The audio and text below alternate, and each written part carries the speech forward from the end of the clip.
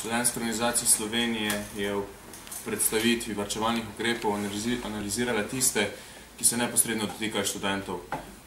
Predsedstvo ŠOS je potem soglasno sprejelo odločitev, da je strategija pogajanja, da poskušamo skozi dialog doseči čim več, ko pa končni rezultat, ki smo si ga zastavili, ne bil mogoč, bi pa se posegli tudi po drugih ukrepih. Lahko rečemo, da smo prišli do določenega kompromisa glede ukrepov.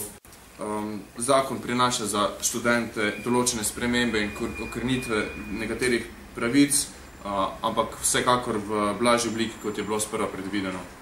Dosegli smo tudi dogovor, da se konstituira svet vlade za študentska vprašanja, preko katerega bomo tudi v prihodnje z vlado oziroma z ministri komunicirali pri pripravi rešitev, predlogov in izhodišč za tista področja, ki so bolj problematična in pereča, in se nekako imeli stalni kontakt z vlado.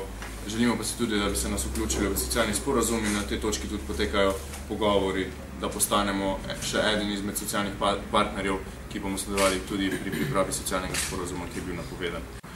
Ob vsesplošnem zaskrbljujočem stanju in večji brezposelnosti se na DOS zavedamo, da bo imela vedno večjo vlogo solidarnost in dobrodelnost.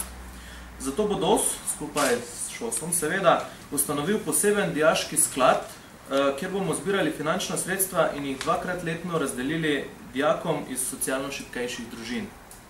Zato pozivamo vse slovenske, evropske poslanke in poslance, da prispevajo odstotek svoje plače za izobraževanje dijakov v ta dijaški sklad.